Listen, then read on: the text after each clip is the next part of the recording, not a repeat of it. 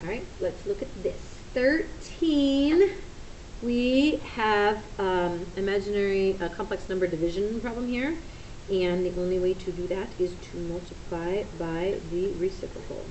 Not reciprocal.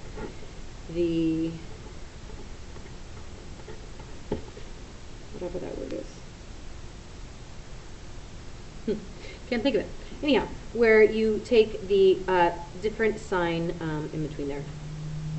So I'm going to go ahead and do my multiplication, make sure I get that right. So 2 times 2 is 4. 2 times 4i is 8i, negative 8i, negative 16i squared. These always cancel if you did it correctly. Conjugate, that's the word, conjugate. And then this one here, remember, the thing you need to know about I squared is equal to negative 1. So this is negative negative, so we have 4 plus 16, which is 20 on our denominator. Our numerator, do a little distributive, is 16 plus 32i. Obviously, none of those answers are there. They're all much smaller, so we need to do a little division. And they're all separated. So we're going to put our real parts together, and we're going to put our imaginary parts together, and we're going to do reduce. So 4 goes into both of those. That would be 4/5.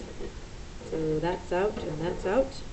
And it's a positive, so it really looks like that. Let's just make sure that that's 8/5.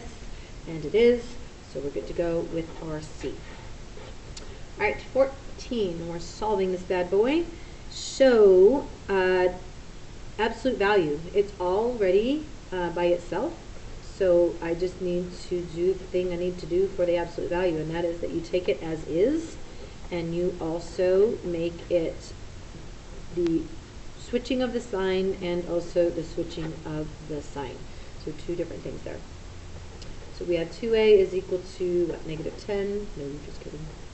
And a is less than negative 5.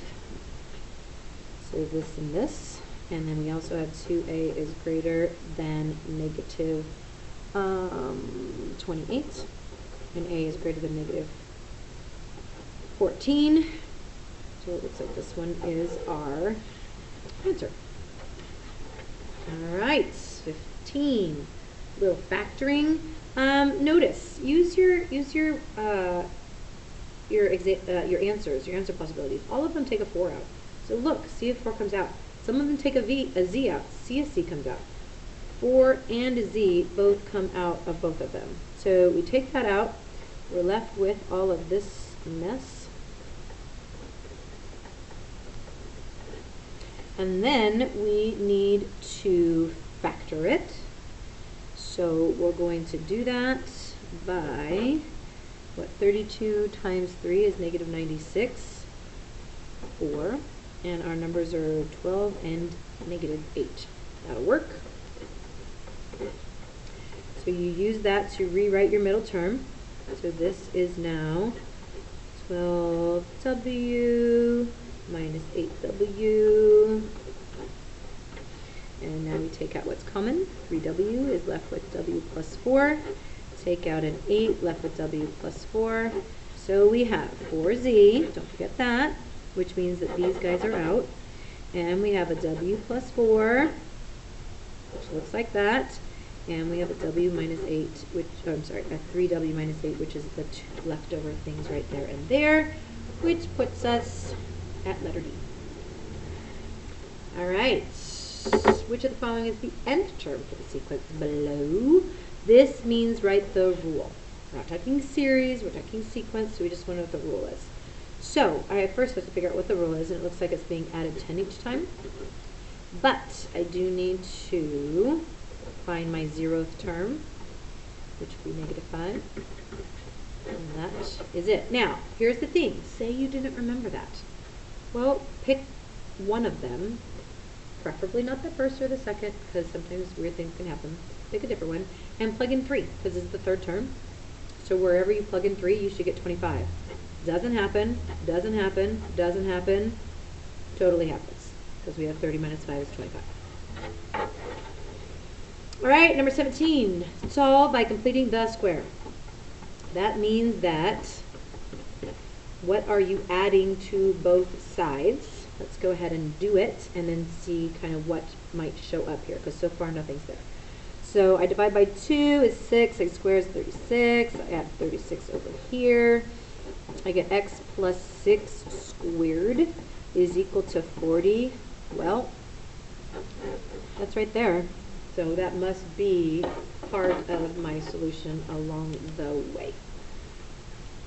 All right, 18, a little factoring. So, a couple things. One, you're supposed to get an x to the fourth when you're done. If you just multiply x times x, you're totally not going to happen, so that's out. Also, you're supposed to get a negative 49, and plus plus plus is totally not going to happen. You've got to get a negative in there somewhere. So it's really kind of down to these two here, and hopefully you remember that it is the difference, it's the different signs, because again, a negative times a negative is a positive, which is definitely out. So D, by process of elimination on this one, is actually the right answer. All right, the widest vertically compressed graph. So this is like a normal one. I'm talking like this, something like that. So it's kind of like slopes. The bigger the A value, the steeper it is. The smaller the A value, the wider it is. So I'm really looking at just my A values. And this is very steep, and this is very steep, and this is wider, and this is the widest, or the most vertically smashed, like a brick went down on it, like a old brick, smashing down my parabola. All right, so we're trying to figure out how this goes to this. So I like to look at these first, because I think those are the easiest. It was down at -2, and now it's up at +3, so it went up 5. Which means we're down to those two. Next, it was at +4. Remember, it's opposites of that.